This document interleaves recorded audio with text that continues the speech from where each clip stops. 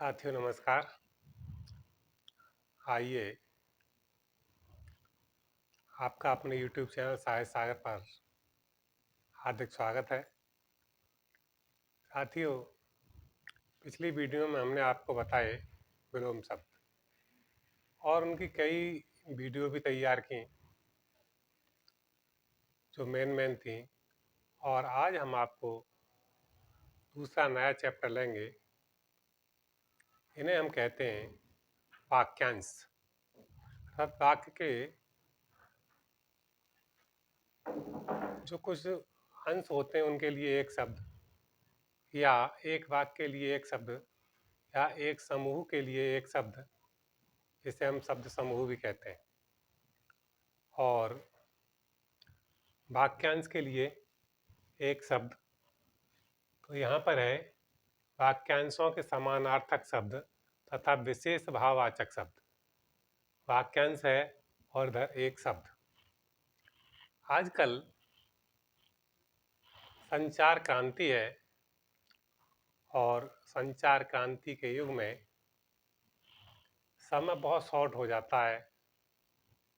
हर व्यक्ति के पास समय की कमी रहती है और किसी चीज़ की बहुत अधिक व्याख्या न करके अपनी बात को अपनी भाषा में शॉर्ट में समझाया जाए, संक्षेप में समझाया जाए, तो वह बहुत अच्छी मानी जाती है।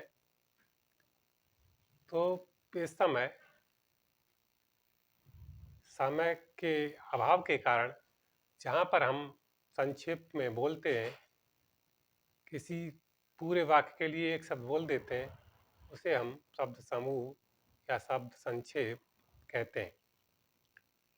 वैसे तो हम समास, संधि और तद्धित प्रत्यय आदि के लिए भी संक्षेप में बोलते हैं और उनका संक्षेप कर लेते हैं। उससे हमारा समय बचता है और अर्थ भी अच्छी प्रकार से समझ में आ जाता है। जैसे हम अगर अपनी भाषा में कहें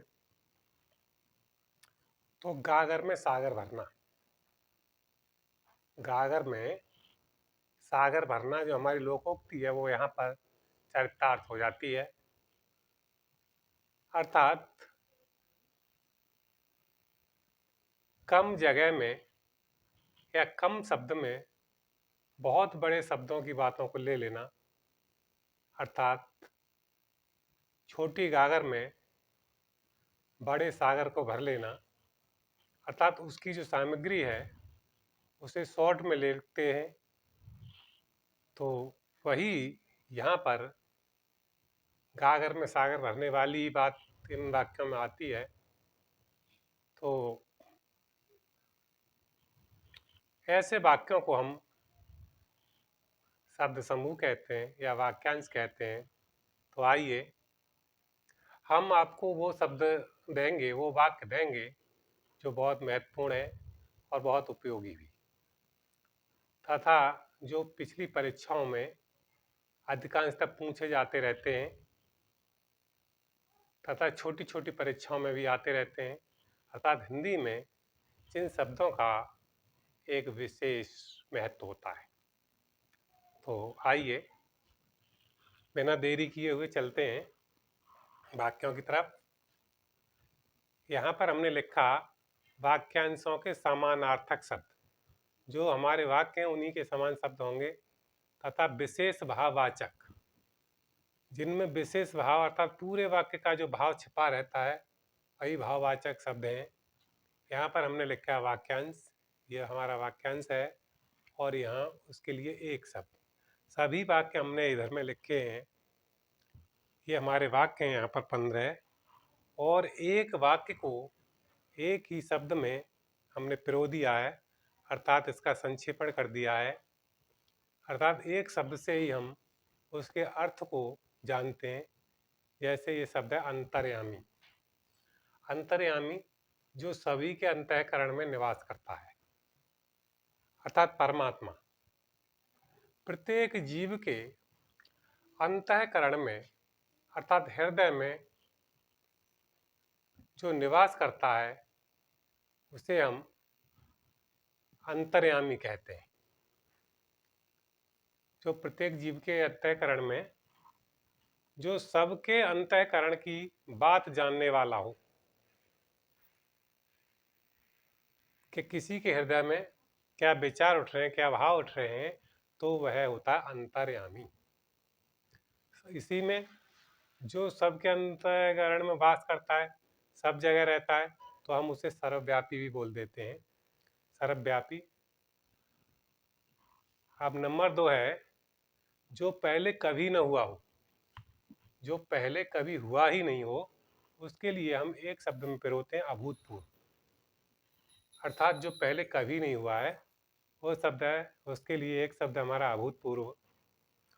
और नंबर 3 पर जो शोक करने योग्य न हो, अर्थात ऐसा वाक्य, ऐसा विचार जो शोक करने के योग्य न हो, अर्थात जिसमें हमें शोक नहीं करना चाहिए, उसे कहते हैं अशोक।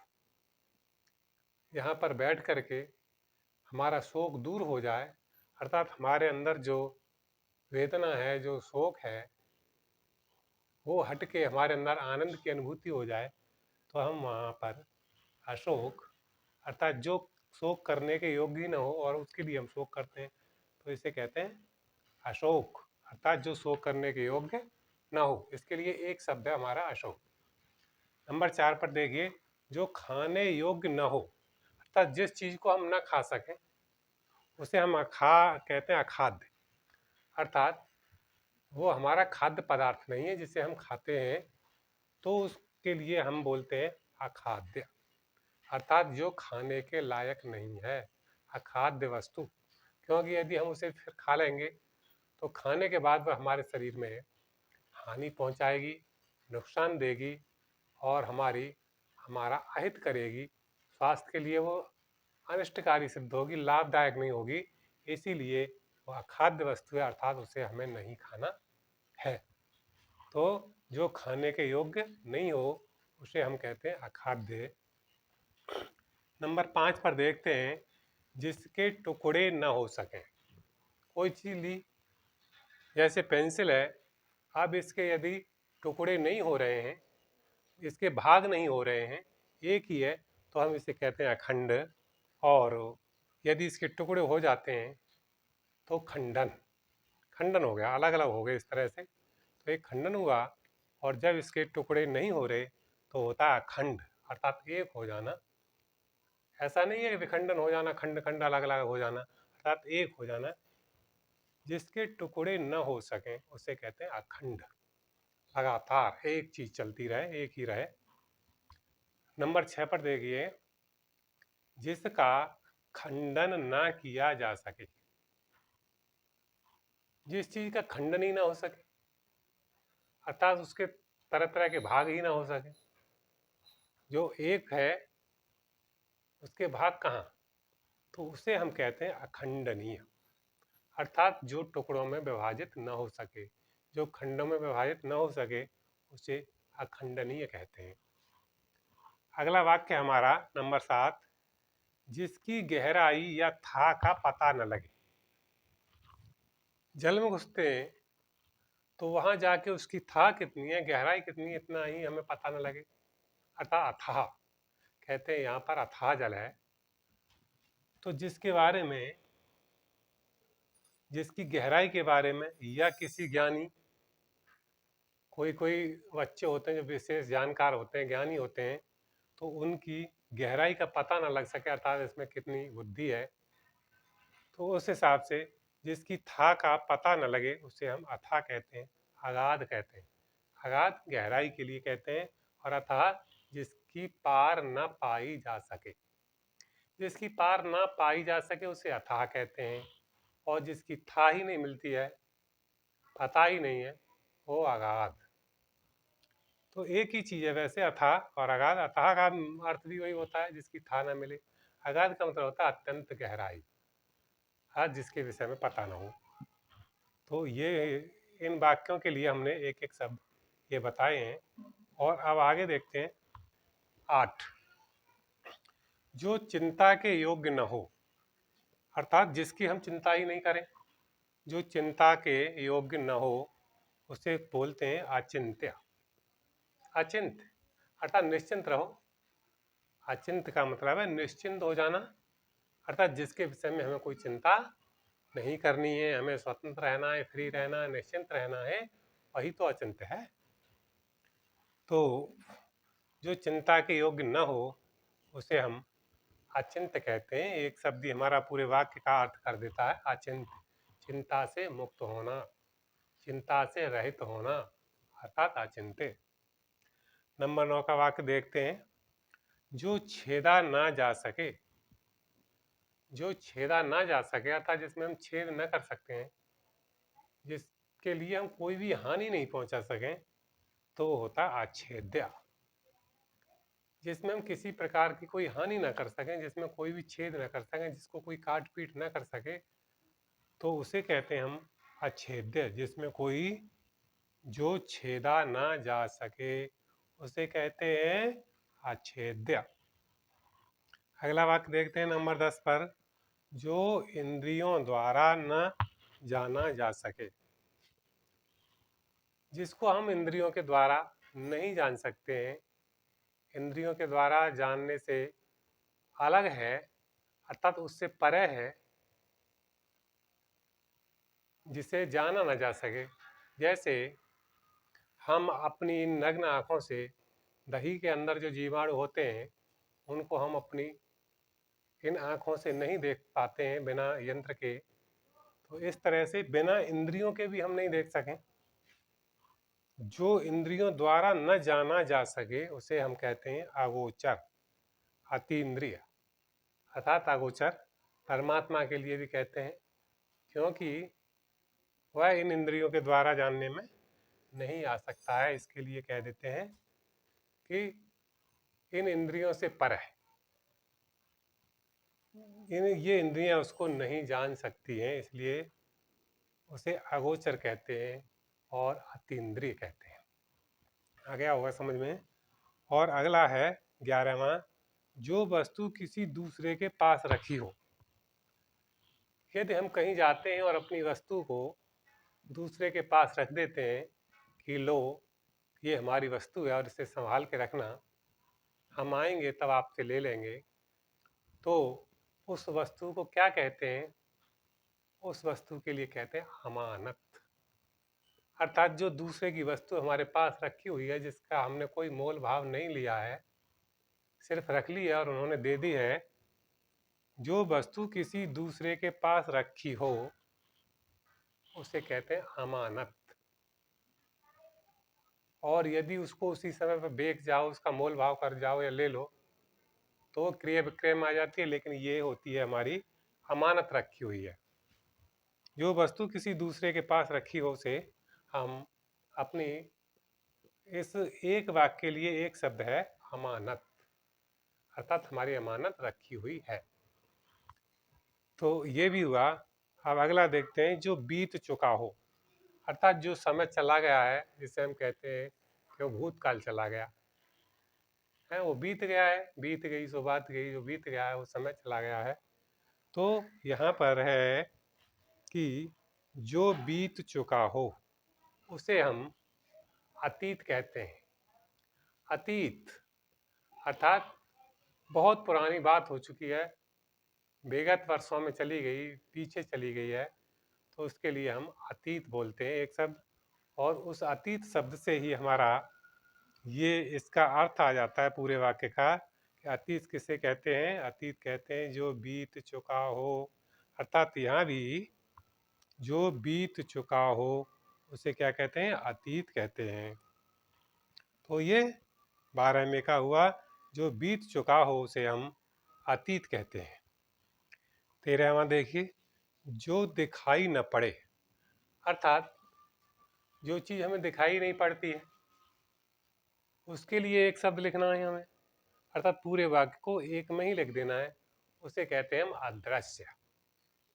जो एक चीज़ हमें अपनी आंखों से दिखाई न दे तो उसे हम क्या कहते हैं?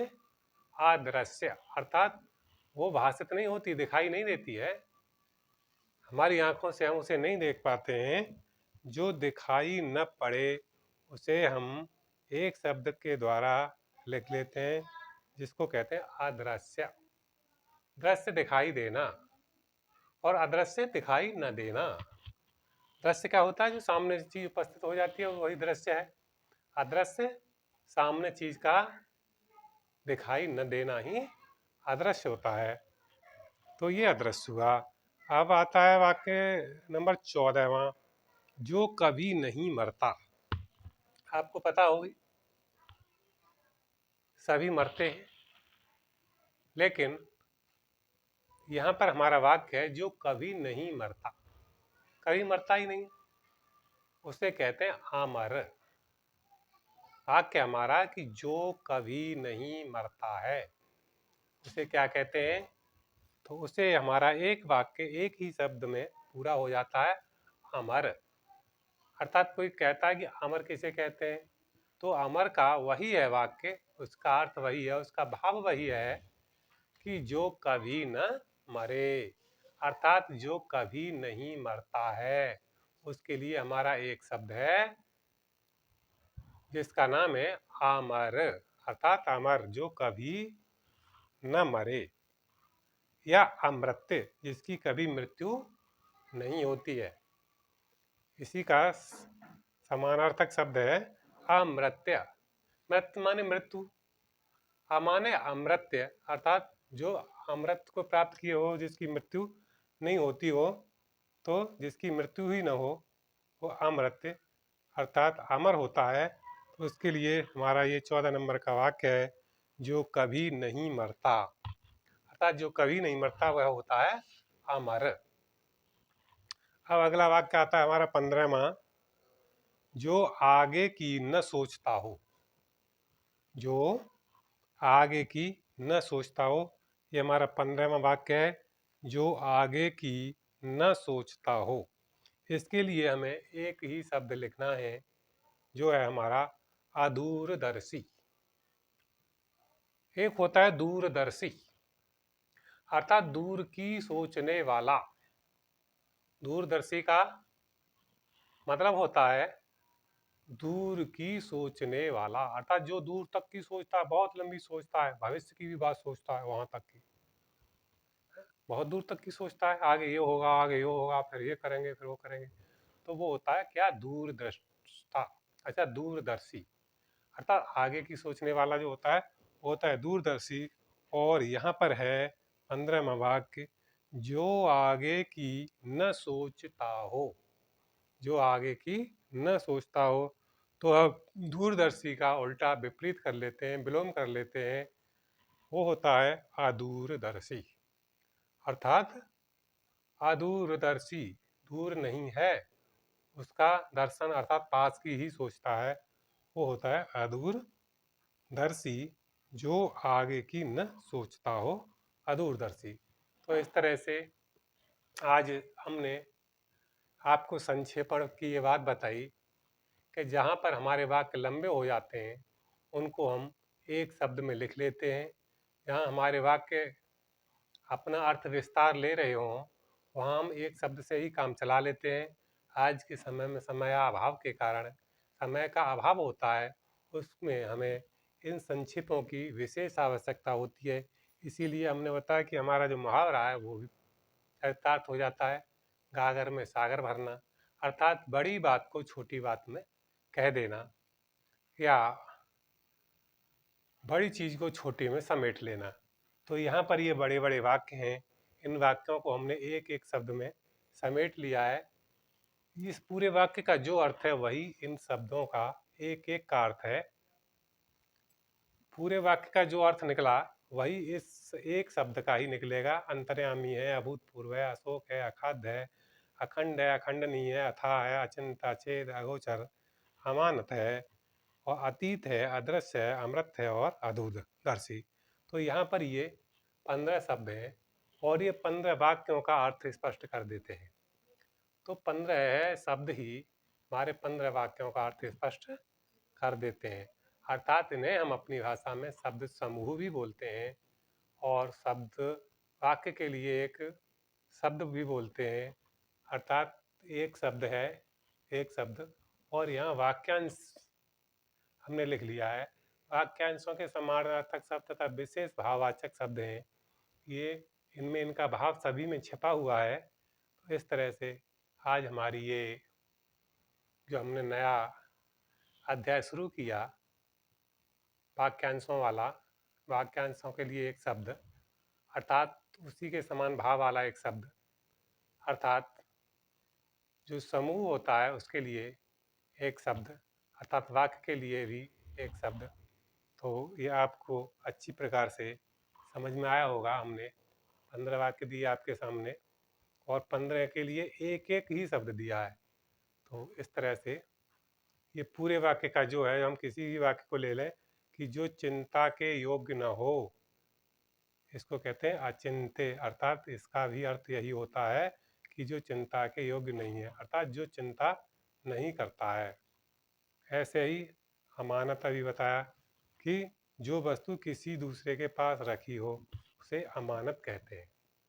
तो अभी आपकी समझ में अच्छी प्रकार आ गया होगा, और इससे आगे के लिए हम आपको फिर अगले वीडियो में बताएंगे। और इसे कमेंट करें, सब्सक्राइब करें चैनल को और शेयर करें। बाकी अपना पढ़ते रहें, खुशी रहें। इसके साथ ही बहुत बहुत धन्यवाद। जय हिंद, जय भारत।